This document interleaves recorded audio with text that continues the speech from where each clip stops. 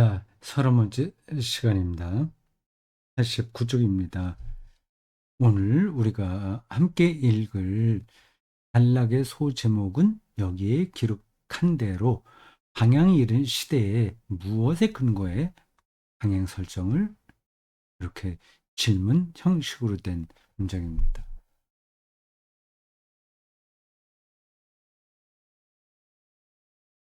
방향을 잃었다고 하는 것은 동의가 되시죠?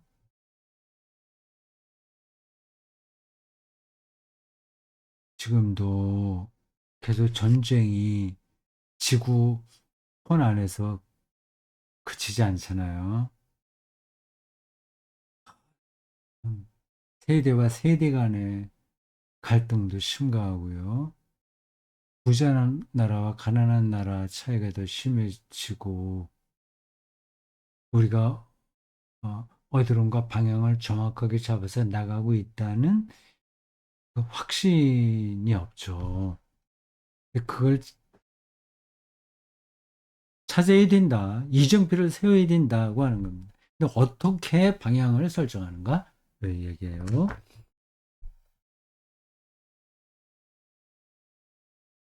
나 자신의 삶의 여정은 세상에서 서술했듯이 책 이름이에요.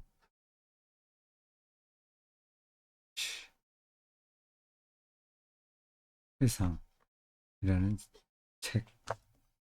책에서 서술했듯이 갖가지 체험과 갈등을 통해 거듭 도전을 받는 정신의 원대한 모험이었다. 1970년에서 80년 로마와의 심각한 충돌 이후 교황의 무류성에 대해서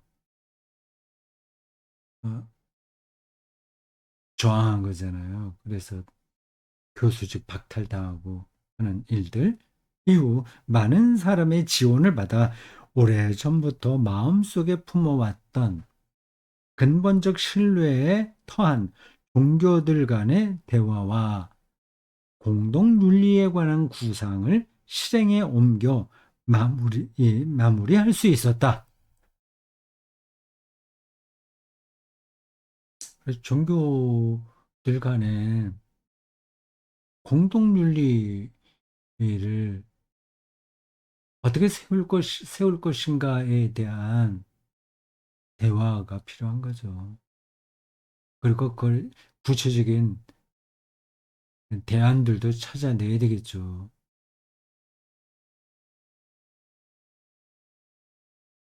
근데 이슬람 이놈들은 완전히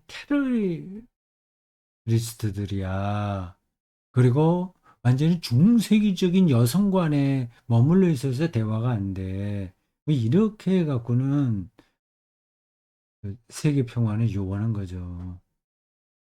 유다교, 그리스도교, 이슬람, 힌두교, 불교, 중국 종교의 학자들과 또한 세속 이데올로기들의 학자들과의 대화에서 나는 그 구성을 심화하고 확대했다.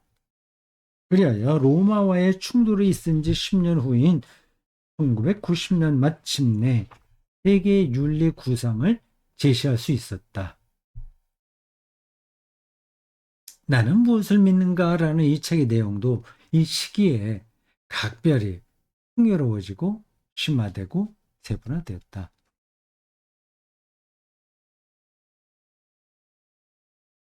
인류의 여정 계속 반복되는 단어죠. 한스케는 자기의 인생에도 여정이 있었고요. 인류도 지금까지 수백만 년 동안의 여정이 있는 거죠. 갑자기 현생 인류가 이 지구에 나온 건 아니잖아요. 그 여정이 있는 겁니다. 그거를 부정하고 그거를 무시하고 인간을 이해할 수는 없어요. 인류의 여정은 지난 수십 년간 의학과 약학부터 우주 비행과 인터넷에 이르기까지의 그 모든 엄청난 진보에도 불구하고 더 편안해지지 않았다. 행복해지지 않았다는 말과 똑같은 겁니다. 맞는 이야기죠. 우리나라 정치가 나아졌나요? 모든 윤리를, 뭐 정치 윤리도 여기 포함되고, 전쟁 윤리도 여기 포함되는 거죠. 윤리를, 공산주의는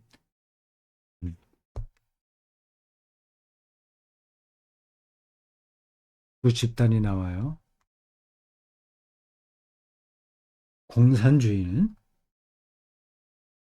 윤리를 당의 이익에, 당, 공산당. 그리고, 자본주의는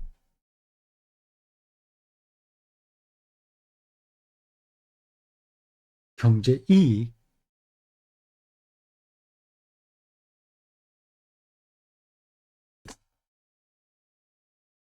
재물로 바쳤다.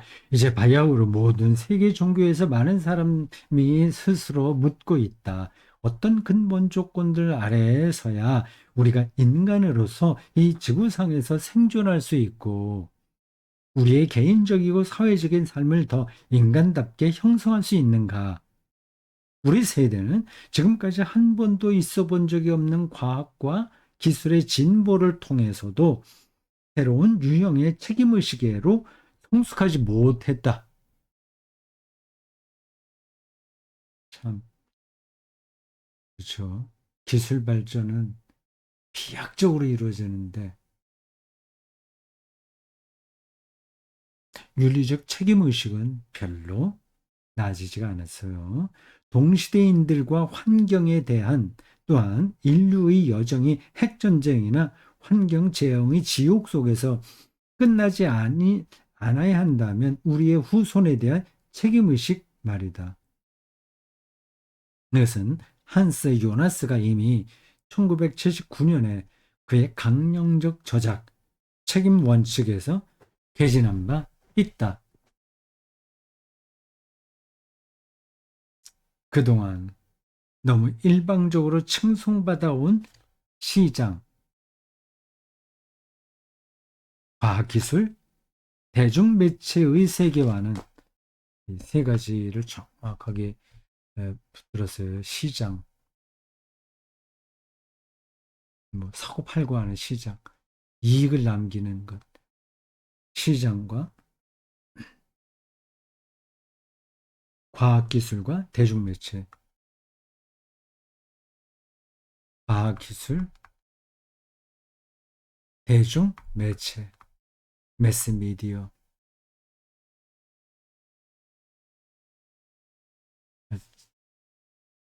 인터넷과 유튜브와 뭐 등등으로 인해서 이제는 훨씬 더 세상이 복잡하게 돌아가게 되었습니다. 훨씬 더 사적인 영역으로 치우치게 됐습니다.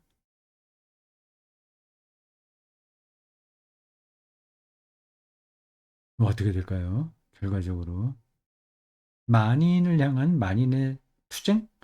뭐 그런 문장에 딱 들어맞는 세상이 될까요? 그 사이에 한탄스럽게도 우리에게 금융시장의 혼란과 에이즈, 조류독감, 돼지열병 같은 새로운 전염병부터 범죄, 마약, 테러에 이르기까지 심각한 문제들의 세계화도 안겨주었다.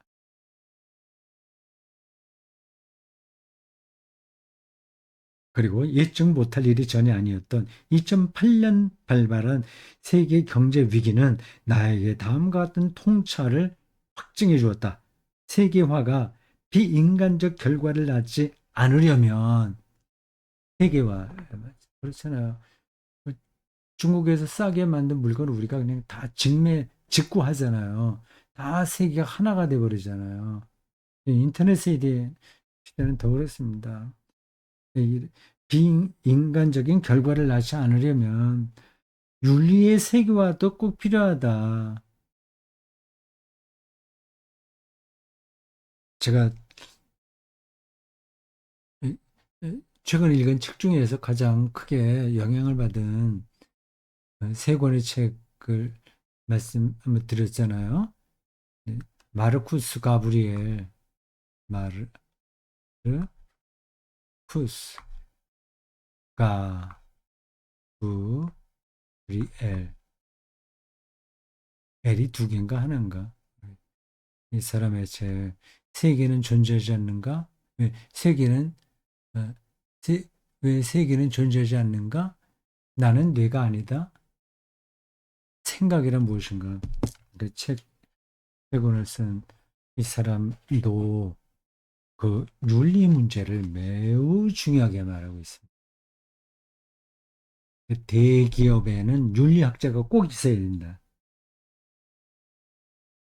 정치나 기업 활동이나 모든 분야에서 이 윤리적 관점이 예, 필요하다. 이제 그 얘기입니다. 지금 한스킹이 말하는 거하고 비슷한 관점은요.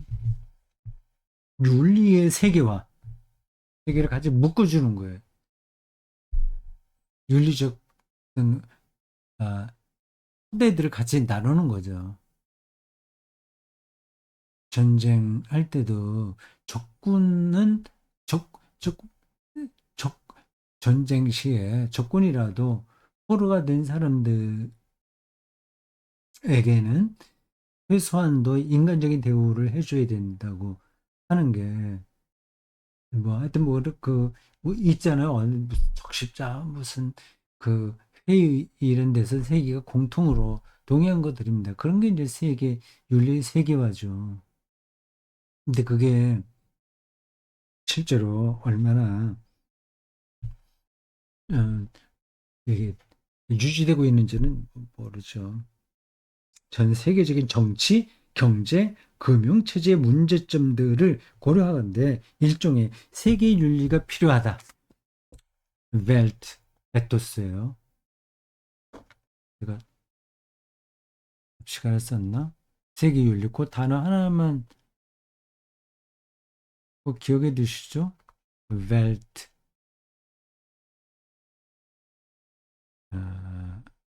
TH 에토스. 굳이 영어로 번역하시면 월드 에틱스 세계 윤리, 윤리의 세계화.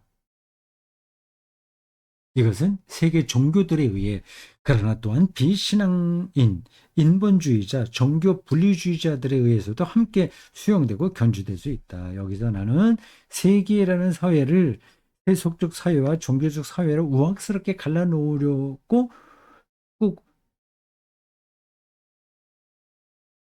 어, 꼬드기는 어처구니 없는 풍조를 격렬히 반대한다. 오늘날의 세계는 사실 세속성과 종교성 둘 다 필요하다. 그러나 한 가지는 결코 필요하지 않으니 바로 열광주의다. 열광주의. 합리적 판단이 개입될 수 없는 음, 그 고조된 감정에 몰입하는 태도, 이걸 열광주의라고 하잖아요. 열광적 세속주의자들은 열광적인 종교적 근본주의자들과 마찬가지로 뒤틀려 있다. 물론 나는 알고 있다. 세계의 윤리 문제는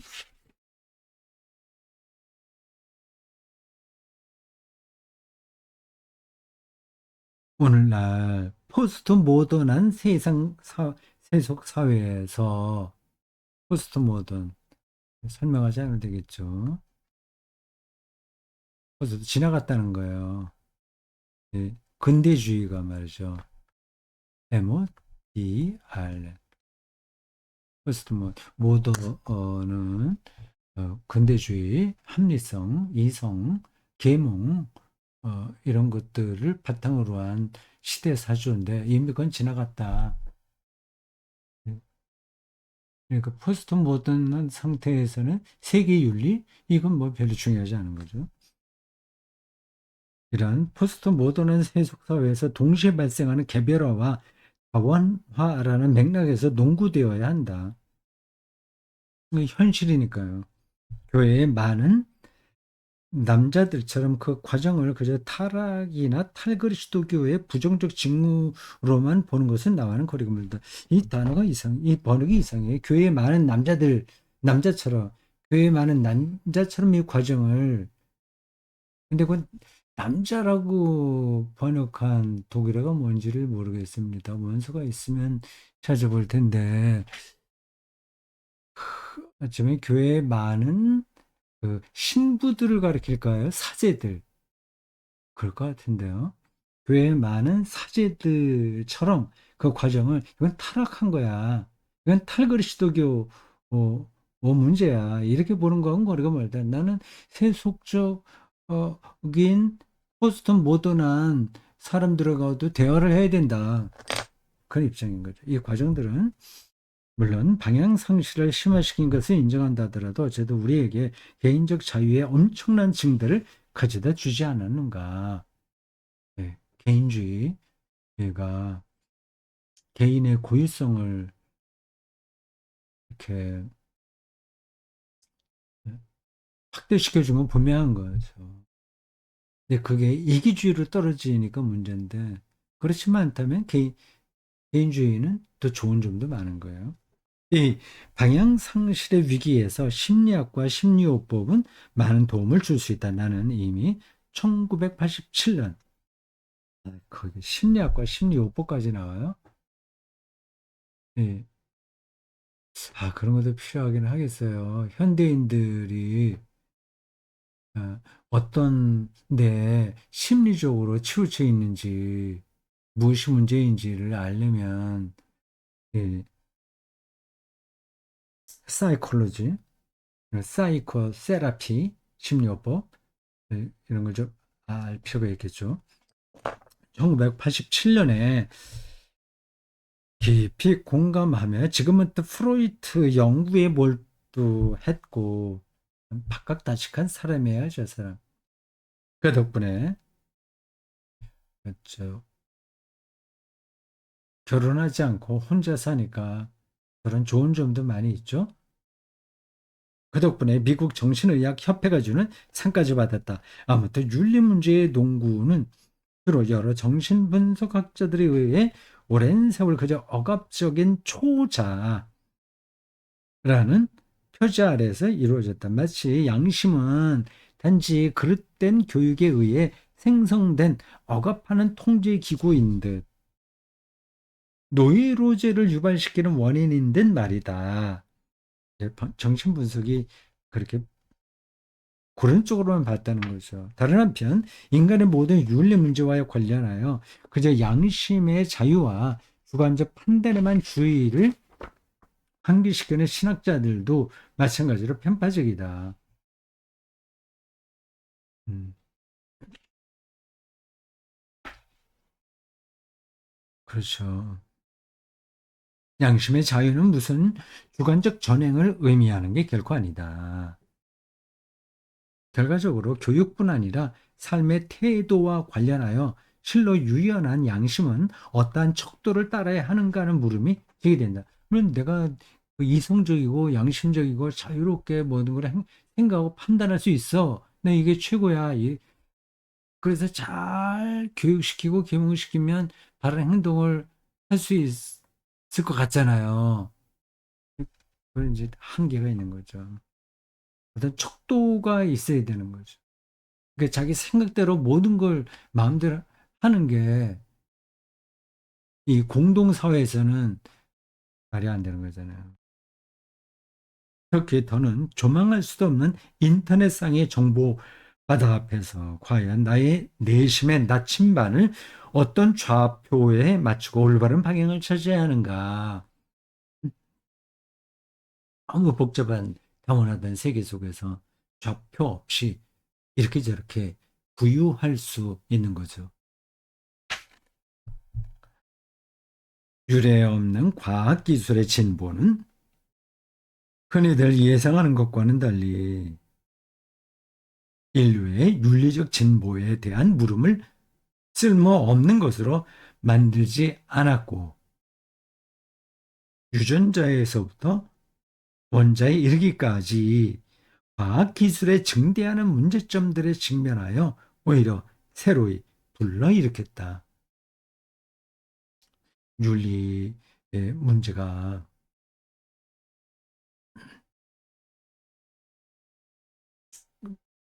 그 과학기술의 진보로 과학기술이 많이 발전했잖아요.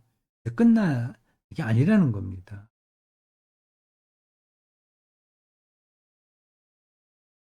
사실 우리는 모두 다음과 같은 체험을 갈수록 절실해하고 있다. 오늘날 인간은 실행할 수 있는 것은 모두 성취하지만 자기 자신만은 그렇게 하지 못한다. 그런 까닭에 갈수록 많은 사람이 이렇게 묻고 있다. 윤리적 방향 설정은 어디에서 비롯하는가? 윤리적인 방향을 무엇에 근거해서 우리가 설정하는가 하는 거죠. 그 돈을 벌되, 근데 윤리 문제잖아요. 어느 정도로 벌어야 되는지, 그리고 우리가 세금을 낸다면 얼마나 어떻게 내야 되는지, 또 의사들의 그 의료 행위와 수입의 관계는 어떠해야 되는지,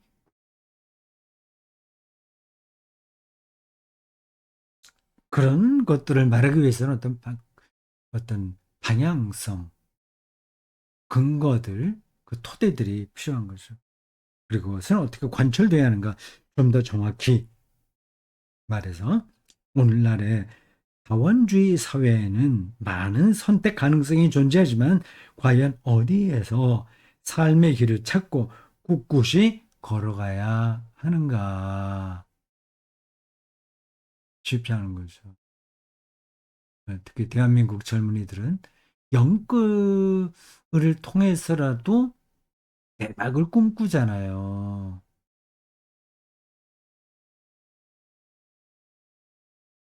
어디서 자기 윤리의 방향성을 찾는지 얘가 오늘 시대에도 뭘 절박한 질문이 됐다는 거죠. 맞는 이야기입니다.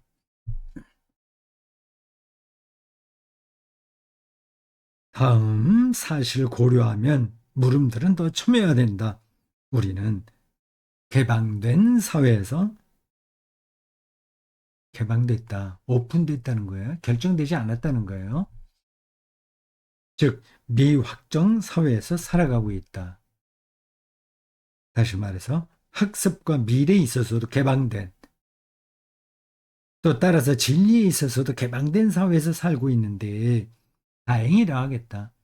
억압적인 가부장적인 질서에서는 벗어난 거죠. 그러나 정신적이고 사회적으로 자유로운 힘겨루기가 중시되는 자유민주주의 사회에서 무엇에 근거하여 근본적인 가치, 규범, 태도에 있어서의 최소한의 합의에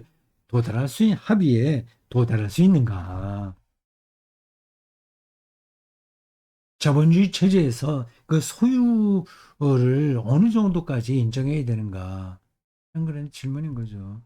이런 합의는 사실 우리 가정과 교실에서부터 또한 기업과 큰 공동체들에서의 인간다운 더불어 삶의 필수적이며 대부분의 사람이 다행히 전체주의적이고 독단적인 전횡과 비합법성을 거부하는데 그렇다면 적도 우선권 이상은 어디에 근거해야 하는가? 예, 그게 어디에 있는 거예요? 자연법에 있어요. 전통에 있어요. 자기 양심에 있어요. 뭐 어떤 거예요? 우리 삶의 여정의 이정표는 어디에 있는가? 이 근본적인 것을 지금 한스킨이 질문하고 있어요.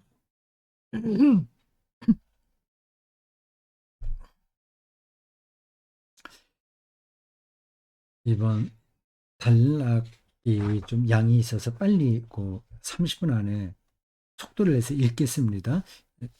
그냥 천천히 그냥 들어보시고 어, 꼭 필요한 설명은 나중에 달겠습니다. 오늘날 비도덕주의적인 선과 악의 저편을 이제 니츠가 쓴 어떤 글 책의 제목의 선과 악의 저편 공공연하고 원칙적으로 옹호하고자 하는 사람은 거의 없으니 이것은 사실 어린이들 아니 심지어 유아들에 대한 성추행까지도 용인하게 되기 때문이다. 선악을 떠나서 뭐 마음대로 할 수 있는 것. 그러나 예전에는 자명한 것으로 여겨졌던 확정된 윤리적 척도들이 흔들리고 있지 않은가? 2009년 봄 나는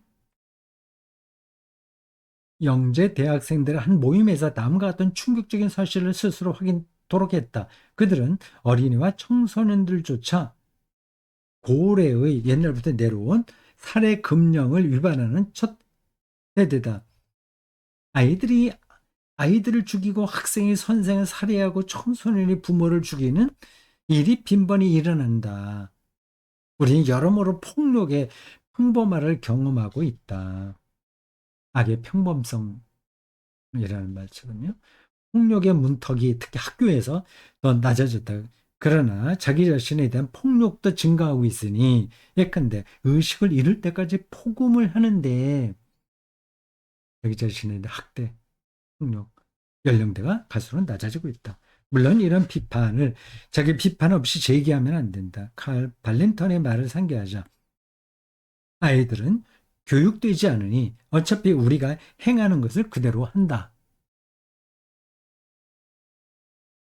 젊은 세대는 걸핏하면 부모 세대에는 본보기 인물이 없다고 말하지만 사실은 전혀 다르다. 만일 어른들에게 팔꿈치가 가장 중요한 신체 부위가 된다면 청소년들은 그에 상응하는 방식으로 행동할 터이고 그걸 이상하게 여길 사람은 없을 것이다. 전쟁을 갈망하는 많은 정치가의 온갖 중대한 거짓말과 정치적 욕망을 실현하려고 전쟁을 일으키는 정치인들이 있어요.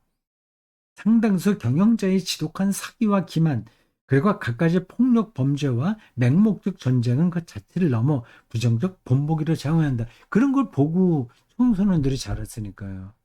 대물림 되는 거죠.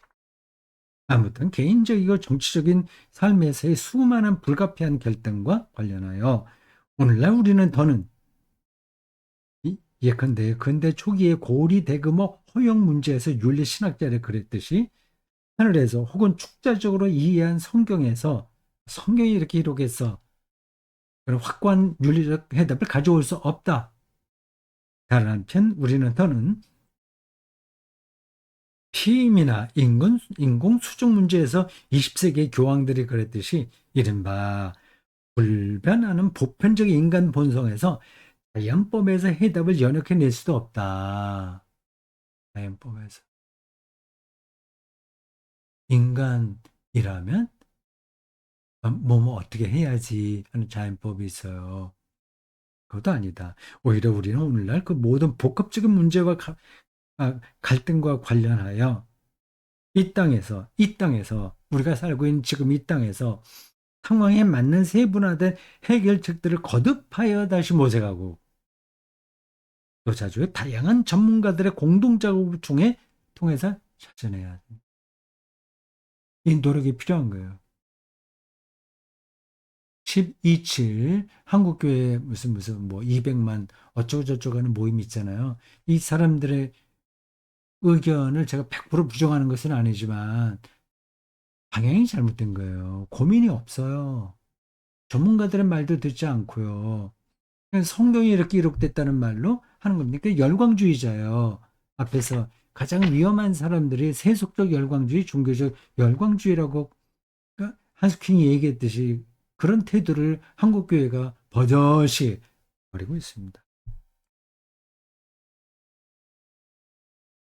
어쨌든 오늘날 합리적 윤리는 이른바 수동적으로 받아들여야만 하는 선대로부터의 전성된 영원하고 고정적이고 불변하는 규범들의 책이라는 것을 더는 전제할 수 없다. 그런 세대가 됐어요. 윤리적 규범들의 역사적 발전 과정뿐만 아니라 그것들의 문화적 분화도 고려하는 길을 찾아야만 한다. 구체적 상황과 관련 없는 규범은 뭐 뻔한 얘기. 공허하고 규범 없는 상황은 맹목적이기 때문이다. 상황에 따라서 자기가 알아서 판단을 하면 되지 무슨 규범은 무슨 규범이야. 이런 것. 아무튼 모든 것이 상대적으로 여겨지고 진짜는 아무것도 없고 모든 것이 허용되어야 하며 누구나 무엇이든 해도 되는 일종의 묵인 사회, permissive society 이렇게 돼 있네요. 묵인 사회. 이런 단어는 저도 외워둬야 되겠습니다. 어, permissive society.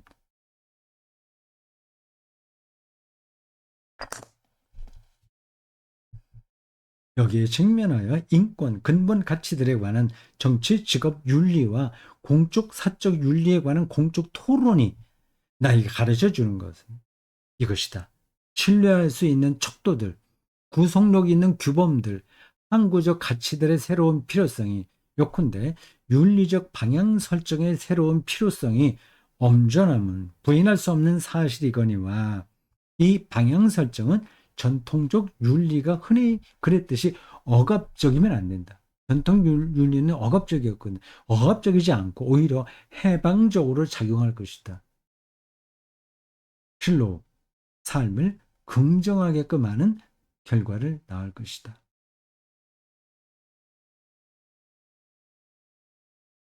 손쉽게 많은 세력을 끌어모아서 대중 보여주식의 어, 어떤 이벤트 퍼포먼스는 방법이 아닌 거예요. 그건 한국교회가 여전히 그런 데 매달려 있습니다. 한국교회는 일종의 맹목적 종교 열광주의에 좀 치우쳐 있다 이렇게 볼 수 있습니다. 다가 아니라 거기에 주도적으로 하는 사람들과 전반적인 정서가 그런 상태에 있습니다.